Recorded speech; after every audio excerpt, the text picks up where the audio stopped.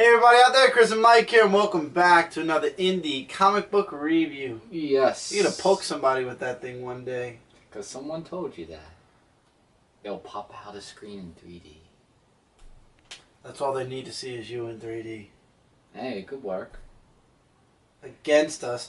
Anyway, we are now dealing with comics that were released on January 15, 2013 from all of the companies that are not from the big two.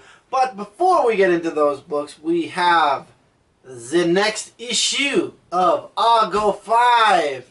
Yes. Issue number 8. I got Mike into reading the series now. Yes, you did. And we read this. This issue actually was a contest. I do want to give a little bit of background. It was a contest, and the winner got their character spotlighted in this issue of Argo 5. But actually, Dan, being the awesome person that he is, put all the runner-ups on a splash page, on a one-page splash page panel thing. You guys know what I mean. No, you don't, but I know what I mean. So anyway, this breaks away from the story once again, but it still stays connected to stories. This actually does connect to issue 3 of Argo 5 with, I forgot his name now, Malice, or... Not Mouth. Why is my mouse... My mouse has disappeared, that's what it is. With, here we go. Mousifer. Oh, Mousifer. Close enough to Lucifer, but yeah. I know, that's what I was going to say. I'm like, know, it wasn't yeah. Lucifer because it was with an M. Anyway, the beginning of the issue was hilarious. Very hilarious. It's Argo 5 fighting this gigantic robot, and they're arguing. And I love the art in the first couple of pages. Mm-hmm. I really, the art was really detailed. Like, I love the art in the whole book. Right. But this one page where Shazrat's like, I thought we had already agreed, and you see him punching the robot. That panel, this panel itself, I look at it, it's so beautiful. This is like, that should be the art, like, constant in the book. And it's just like the comedy of what they want for dinner while fighting all these robots and everything. And steakhouse, pizza, tapas. So, nobody's agreed on what's for dinner yet.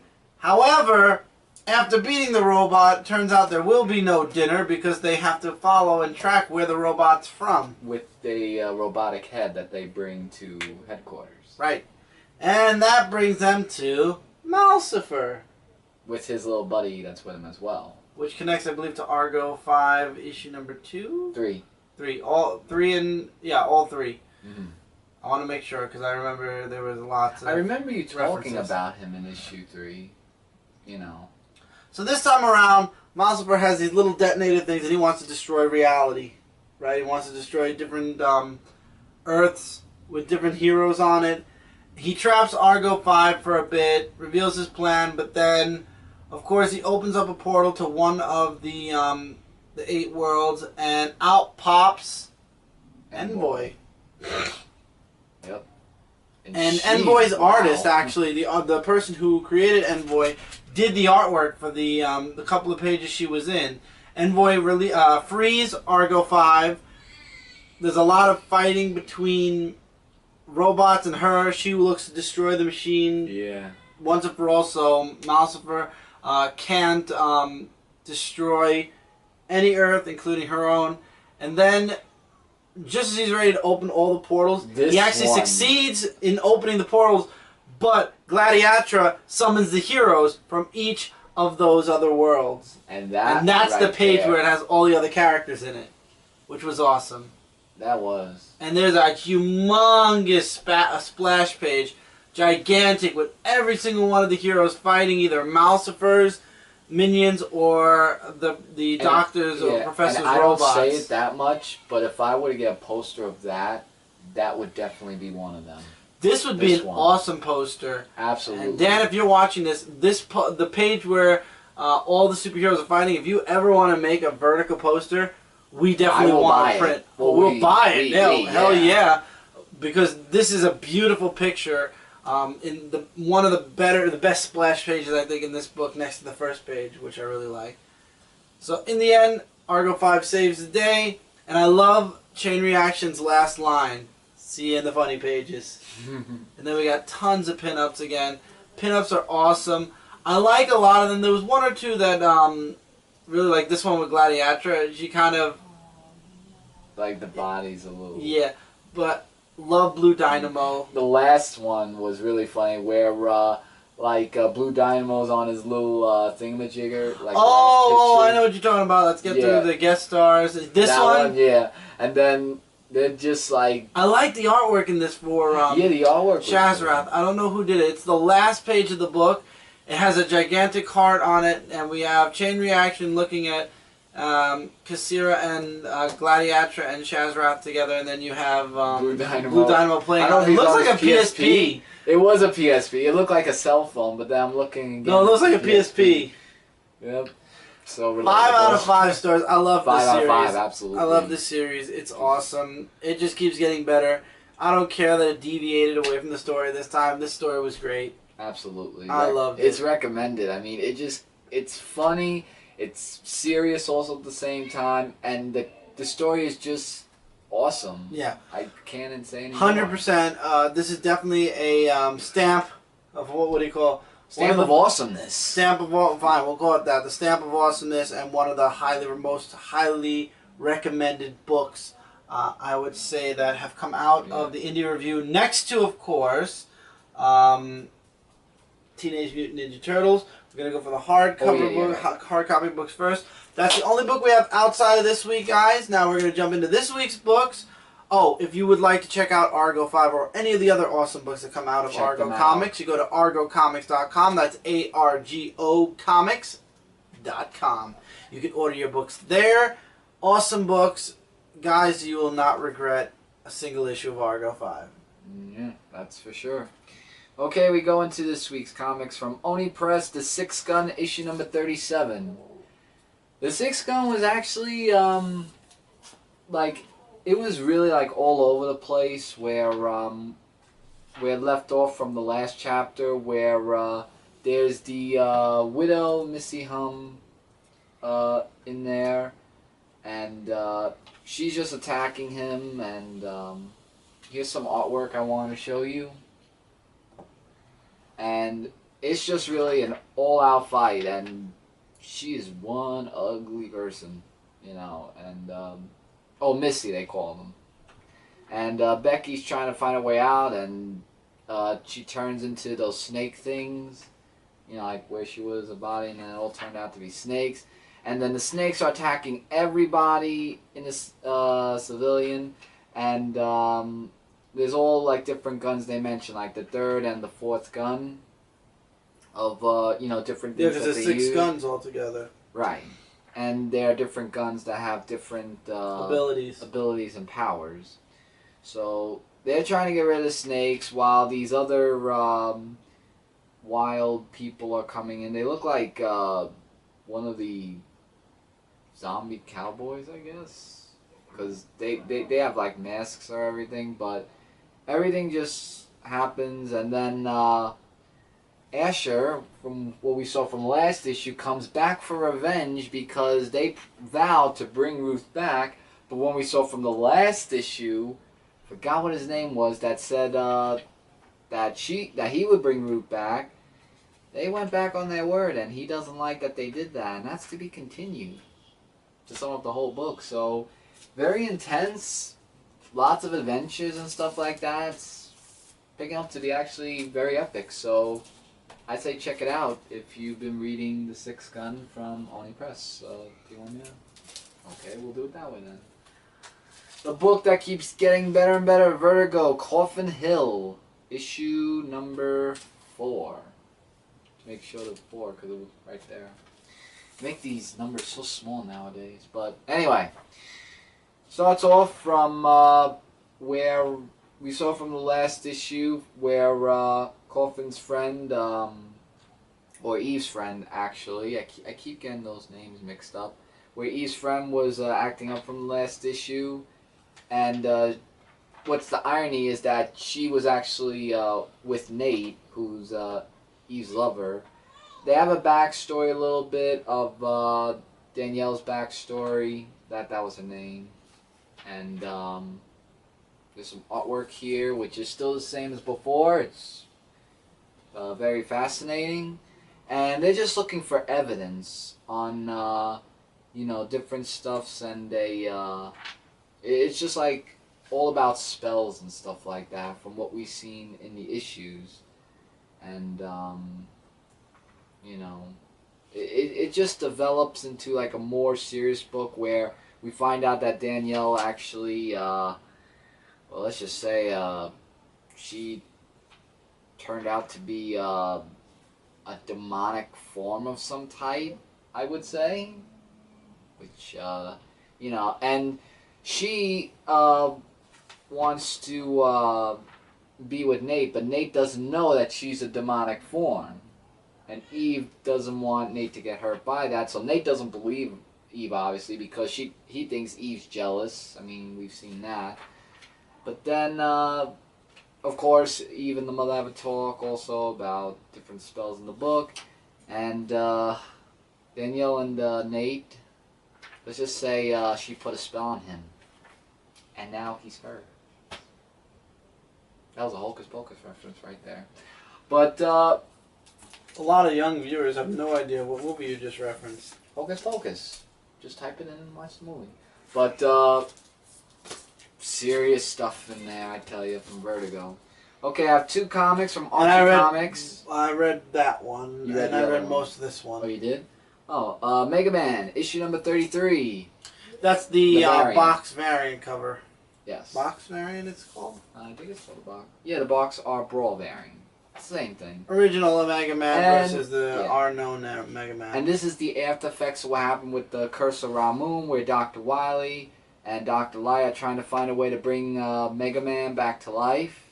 And they're working really hard together from that. And they were referring to the Mega Man past issues about the V-chip and the immunity formula, where Proto Man or Break Man brought it to their attention of how to use it for Rock if you need it. A protective coating, that's what it was called. And I'll show you some artwork. Good news is that Mega Man does come back to life. And we all knew he would, because, you know, you can't kill Mega Man. Yeah, right while Wily was getting pulled away by the police. Yeah, because they feel that, like, he did some stuff that happened through that. And they want to take him into custody. But Mega Man wanted them to wait because Dr. Wily was actually the one that sort of saved the day of Ramun. And he wanted to tell them, you know, that it's not his fault. He was that's trying not to his stop fault, it. And that he'll prove it if he has to go all the way back to Landford Front Ruins to prove that he's innocent.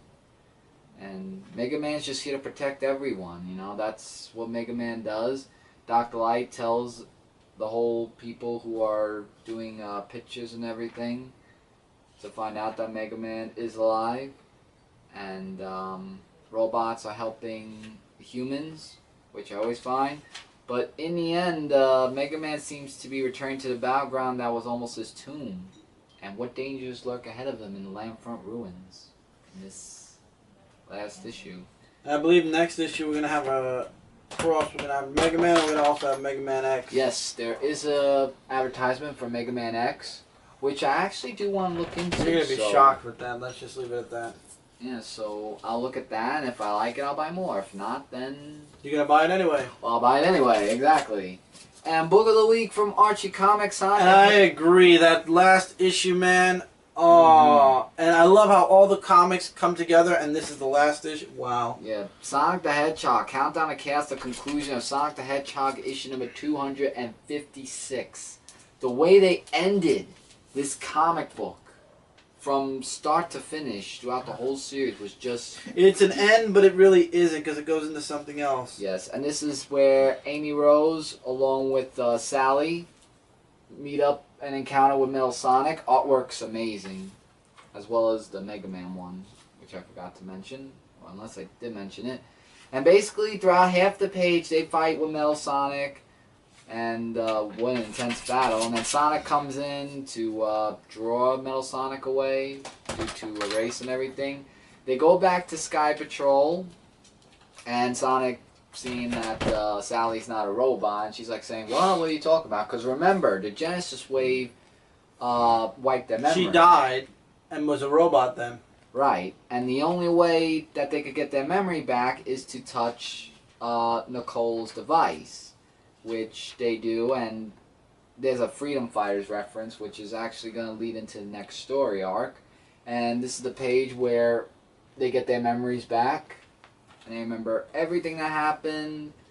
After that, Nicole comes back, and the Death Egg, there's been a big, huge thing that's happened, and let's just say the world's not going to be the same for Sonic's world, and now there's going to be a new story arc of Freedom Fighters. Isn't the last page, and I remember this from what happened in Worlds Collide, this is the after effect of the chaos? This is the after effects of Worlds Collide. I thought so. But this is also more chaotic stuff that's been going on, so it's basically Sonic's world. Because remember, it's the end of their world as we know it, and now they're going to redo it. Right, because remember in Worlds Collide, the last issue, Sonic was going to use the Chaos Control to save his world. But he saved Mega Man's world in some way. Right, and then Dr. Eggman ruined his chance to save his world. Right, when he bumped into him, and then the world got all screwy, willy-nilly. But this series, after the Worlds Collide, even if you didn't read Worlds Collide, is highly recommended. Sonic the Hedgehog, all 4 parts of Countdown to Chaos, genius. And I am definitely going to come back for Freedom Fighters Book of the Week from Archie Comics. Now, a lot of these digital books, we have 10 of them, Mike read this week because I've been super busy doing a lot of stuff. Hopefully, as the weeks move forward, next week hopefully will be better. Launch week for Frontline, I'm not making any promises for myself, but there's the big 2 which we got to do. We have to catch up on some comic reviews on Dark Avenger Inc. So we got a lot we have to catch up on, and so much to do, so little time. Anyway, let's continue. We're going to start with IDW, and we're going to do The Gateway, or Gateway, issue number 1. Okay, issue number 1. Gateway, I found I didn't read this. Yeah, like, when I read this comic, like, I thought it was going to be, like, the cover, like, some about criminal justice or something, but actually, it took me to surprise that it wasn't actually that way. It actually talks about the guy from the cover. What's his name? I know it starts... Jake. Jake, thank you. Jake is one of those people who's on a mission to find out, you know, who's been selling like crack cocaine in the apartment. And there's a gunfight where, remember the movie Ghosts, where someone shot him and then he doesn't believe that he's dead. So it kind of relates to that, but only in a different scenario where he gets shot and he winds up in an alleyway and he's like, how the hell did I get here? Because of the after effects of what happened. So there's these squadron that come in to take him in to let him know, you know, what's been going on. Like whether he's dead or not. And they don't know that because what they're going to do is take him to this place called Hopetown. And they found the guy also who he shot as well. And they took him out. So they drive away to Hopetown. After this whole thing, and he doesn't feel the bullet wound because he's thinking that he's dead because everything is all different from his world, like the real world. So there's a big assembly where what's his name? Does this big huge Jake? No, that guy. My name is Councilman Mason. Yeah, Councilman Mason. He just talks about Hopetown and how it became to be and what it is. But he's using Albert Einstein's dimensions thing because they don't know yet if they're either dead or if they're not dead, because there's this different dimensions thing that they talk about. If you want to read it for yourselves, you can. And there's this operation that goes on that the councilman doesn't want the others to see to make sure it stays confidential. If you want to know what that is, I would say definitely read the book because it is like one of those books where I want to find out, interesting, you know, from Hopetown, different dimensions and stuff like that. It is just really amazing. I'm actually glad I looked into it and actually read it. Definitely must check it out. Indestructible, issue number 2. I read a bit of this. Everybody believes that the main character, whose name escapes me, Greg, is a superhero. Because he got shot and he survived. And throughout the whole book, it's him as a superhero. You know, everybody believes he's a superhero. his brother slash roommate Barry just pours him out to literally everybody. The paparazzi, to this place, to that place, to the other place. Yeah, and then there's there's an organization also that wants him as well. That short guy. League of Defenders. Yeah, he offers him to join the League of Defenders. And one of the teams actually goes to see him to see if it's actually true that if, when he hits the stomach, it hurts him. And it does seem like it does, but he just said that his stomach felt like a brick wall, so... Yeah, but it was the brother that took the money. The brother I swear, I want to see the brother get hit in the face. Mm-hmm. All he thinks about is the money and profiting off of his brother's fame. And his roommate also wants to be a sidekick, too. I thought that was kind of funny. And there's also something else going on in the background where these two guys are planning this huge attack on people. Yeah, and then I want to know how that's going to play out. It's going to run into Greg. Greg is going to somehow get involved, I'm sure. And I know he's going to get involved, but I want to know how this whole thing that they're doing... I know, I'm just saying, I would love to see Barry get punched right in the face after everything he's putting Greg through in this book. Yeah, because he's just saying he's not a superhero, so just lay off. Exactly. Just leave the guy alone. Alright, what's next? The Max. Ah, yes. Issue number 3. Yes, this is the cover. What I do have to say, though, is that I kind of saw the artwork kind of different. Like, not in like a bad way, like it's all darkness and everything I saw. Like, it was a little bit dark as the past issues. Like, this was like really, really dark where he actually meets up with this person, oh god, what was his name? That knows about the Leopard Queen that's giving him all these visions of what the Max is going through. And his job was to protect this little girl, and he feels that he didn't do that job, which is why the Leopard Queen is giving him these visions. So this guy wants to team up with him to help him with all this, and he doesn't really trust him, but after a while he explains a story of the Leopard Queen and everything else there is to it, where the girl comes in, where the Max talks about the girl, and she's a little bit antisocial, but doesn't want to really talk about her personal issues of what happened to her in the past. Like, she's not that open, really, because she doesn't want to remember those days of what happened, those horrible days, I should say. And I could, see by the pictures or tears, and it was a really bad childhood life for her. But it was touching during the ending of the book. The art did change, in my opinion. I think it changed, but if you have been reading the Max as much as I have, I would say then you should check it out for yourselves and see what you think of the book. Absolutely. Alright, I'm going to give you a little bit of a break. I'm looking for it. Where is it? There it is. Transformers! More Than Meets the Eyes, issue number 25, chapter 6 of Dark Cybertron. So, split 3 ways, of course. Optimus Prime and the others in the Dead Zone. We've got the robots, the Autobots and Decepticons on Cybertron. And we've got Ultra Magnus and the other, and Ratchet and the others inside of, oh god, what's that guy's name? Shockwave? Metroplex. Oh, Metroplex, okay.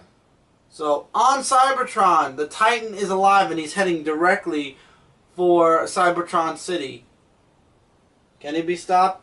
No. So, then we go to Metroplex, where lots and lots of dialogue is in this. They look for his brain is missing. So then they figure the brain is missing, let's head for the spark. We go back to Cybertron again, and the Titan has reached Cybertron City, and he's wreaking havoc. And that's all we get to see from that end of the universe right now. We're now back in the Dead Zone, where Optimus Prime and the others are trying to break out of the cube. It doesn't work. But they actually do formulate a plan. Optimus punches the cube hard enough where there's a crack, so now they're just basically distracting, what's his name? No. I'm trying to know Can't the names remember. because it was Nightbeat. oh, okay. But then go back to the Autobots inside of Metroplex. They can't find his brain. They go around in a complete circle, so they basically were tricked. Then it turns out one of the Minicons survived, and there is a gigantic explosion. We're now back in the dead zone again, dead space, and Nova Prime comes face to face with Optimus. There's huge dialogue that goes around. Who breaks out? I forgot who broke out. Hardhead. Hardhead breaks out of the cube and tries to fight Nova Prime. Things don't go so well for him at all. And then there's mention of another space bridge. And that is really... Yeah, and wow. That's where it's to be continued. This series just keeps getting better and better when it comes to the Transformers Dark Cybertron. If you are not reading this series, guys, you need to be. It's spectacular. I'm loving each and every chapter of this story. I can't express how huge this story arc is and how much of an enjoyment it is to read. I would highly recommend each and every chapter of Dark Cybertron thus far. Can't wait to see what happens after Dark Cybertron, what the after effects are going to be. So, that's it. Really quick, guys, before we continue, we're going to just go to, we're going to click the button. This way we don't overdo our time because we're already at a minute. So hang tight and we will be in literally a button click. We're going to continue on. Exactly. And we're back, and we're going into now Triple Helix, issue number 4. Right, didn't even get my iPod. And he didn't even get his iPod ready. Yeah, I got the picture. Relax. Triple so, Mike, Helix. this is the last part to, I believe, this story arc at least. To my knowledge. In some ways, yes. Like, it starts off where there's just like a whole bunch of chaos stuff happening where there are robots and just everything is just taking over the city, and there's a huge, gigantic robot which they take out easily. Rock actually mostly focused on, I believe, where they can't still understand what he's saying, so you know, like he has to save his sister because of all this destruction that's going on. And meanwhile, there was her name is Cheryl, I believe. And she's in another dimension where no one but Rock could hear her. So I like how he uses like his nails to write on the wall, so that way they could understand him, since nobody could really understand him. And he wants to save her as well. Meanwhile, there was this... yeah, at first, whatever this being is says that nobody could hear Cheryl, but Rock actually can hear her. It said under normal circumstances nobody would hear her, but her brother can because this is in normal circumstances. Right, and she doesn't know that he's Rock until we find out throughout the whole issue. So there's also another thing that happens where there's this little girl who is I forgot what her name was. Becca. Becca, yeah. She has a little accident where she falls and her arm breaks open, and she mutates into this big gigantic spider, and it's like, it's a disturbing page actually. And now they have to stop her while Rock tries to save her sister, but one of them actually goes there. Somehow falls through some type of a reality, a portal, yeah. Yeah, and she actually tells about, you know, what's going on. And they go back to that cycle where they meet that person who we saw before, and saying, if you don't know what my name is, trust me, you'll never know again. You'll never understand. And that's where it says not the end. But basically it is the end of the this part of the story. I don't know if there's going to be an issue 5 or if they're going to go into another volume, but there definitely is going to be more of Triple Helix. And I'm looking forward to reading that because it just got like that intense thing where it like goes to the next story arc is just a huge, huge plus. We have a lot of IDW books this week, by the way, guys. Mr. Peabody and Sherman number 3. This is all you, Mike. Mr. Peabody and Sherman. I was actually shocked the other day that they were making a movie out of this. And Really? You just found out about that? I just found out this past week. I've been busy. So, yeah. So, it's just, they're just going through everything. Like, first they go to the moon to, you know, do some stuff there. And then they go to a old ancient place where they want to teach this guy about density because they don't know about density. So they just bring in lots of things to show how when you add heavy objects, they invent density. I don't remember who was that invented density. And he just runs out butt naked just saying, "Eureka, Eureka!" And I was laughing. I had to at least look away for a few seconds because that was just the funniest part of the book. And then they go into this other part about the apples. Oh, Johnny Appleseed? No, I don't think it's Johnny Appleseed. Go up. Like how he discovered about gravity, that it just falls. Oh, Sir Isaac Newton. Yeah. And they're trying to show him, you know, oh, you invented about gravity, about the apples falling. And they're trying to take him, and he just keeps getting hit on the head, apple by apple, and he's just getting a major headache. Trying to say, what did I learn? I'm learning I'm getting a headache and everything. And then, Eureka, Eureka, although he didn't run around butt naked, I'm glad for that. And he just winds up throwing apples at them for all the headaches he caused. And I think they meet up with the last one, Lee Shaw, I believe that is his name. And they're going there for like this portion that they're making. Potion. Or potion, actually. And it turns out to be an explosion. And they learn about... gunpowder. Oh, gunpowder. I thought it was... Right? Yeah, it was gunpowder. My mistake. And, yeah... It's right here, gunpowder. I know, and it was just so funny, this whole story. Like, I could actually... And, of course, Peabody has the last joke word, so to speak. Yeah, he always does it the last page of the comic book, but funny and comical. Definitely must check out. Now the final issue, the final book from IDW at least, is a big book. This is the first part to a humongous crossover that's going to be going on for the next 2 months. Mm-hmm. And it is X-Files Conspiracy issue number 1. This is the beginning and it all is going to end in Conspiracy issue 2. Now I tried to read this book, I really did, but the artwork hindered me from reading it. Basically it's about a virus that they're trying to find.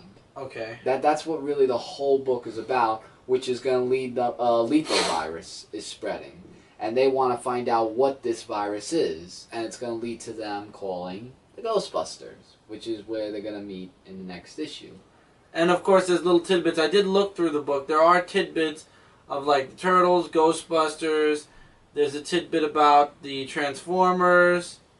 Yeah, that was a Transformer. There was a lot of little things they dropped here, there, and everywhere. Yeah, and I can't wait to see them crossing over with... Really, what I'm looking forward to see them crossing over with is really Ghostbusters and Ninja Turtles. Me too. I mean, Transformers will be interesting, yeah. And there was the other ones. Wasn't there anything else? It was Ghostbusters, Transformers, Ninja Turtles. The Crow. The Crow, yeah, that one. Conspiracy 1, which then goes to Ghostbusters, which then goes to Teenage Mutant Ninja Turtles, which then goes to Transformers, which then goes to The Crow, which then concludes in Conspiracy issue number 2. Right, so that's going to be an interesting crossover. That really the two I'm looking It's a lot shorter than the Infestation crossovers, that's for sure. Artwork was for this book. I really wasn't too much of a fan of it. I thought it was okay. Right. There were some panels that were good, and then there were just some that just did not work for me. Okay. So now we're going to go into Dynamite. Mike, this is all you. I didn't read this book.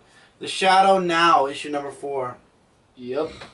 And Shadow Now, like, I like the realistic artwork that they're using, and throughout some of the book, they're just trying to plot how to kill Khan, Khan, it's spelled, and Shadow... Khan, yeah. And Shadow is the person who wants to kill Khan. So there's just like a whole bunch of... Doesn't Khan's granddaughter somehow hire somebody to go after him or something?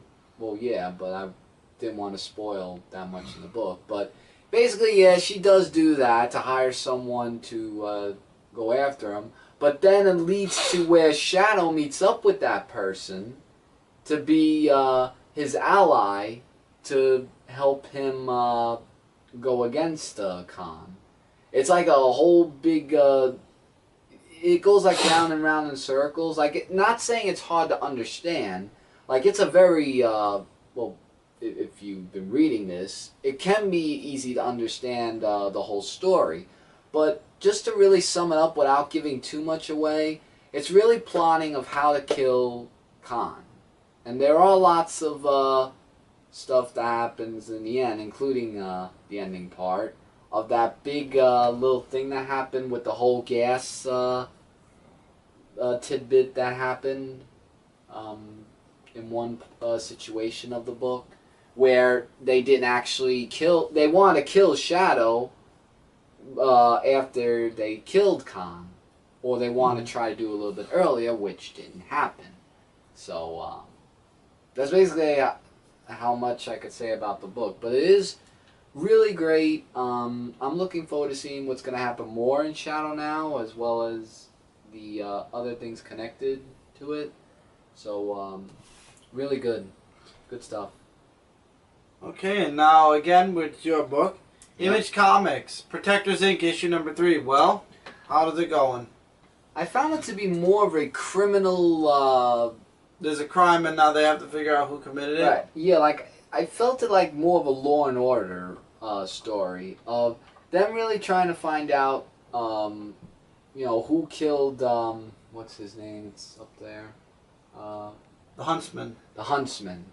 Because he's been bruised and hurt very, very badly. And this is starting to sound a lot like The Watchmen.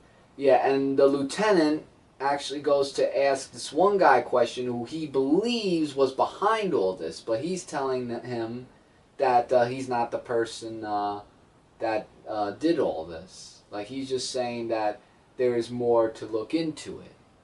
So it's just like a whole big dialogue between those two, and it's really just jibber jabber stuff. And in the end, he meets up with the angel-like figure who is going to be playing something in this role that might help him find out who the killer is, or maybe give him other information that we don't know about. But until that, where it leaves us off, I'm looking forward to seeing who the killer actually is, of who did it. And finally this week from Valiant Comics, Unity, issue number 3. And it looks like Exo lost his armor because now somebody else is wearing it. I think her name was Raika? Rushika? I don't know. Began with the letter R, I think. And, wow. It really talks about her backstory in half of the this issue. About, what she's about and everything. Aren't you going to talk about her?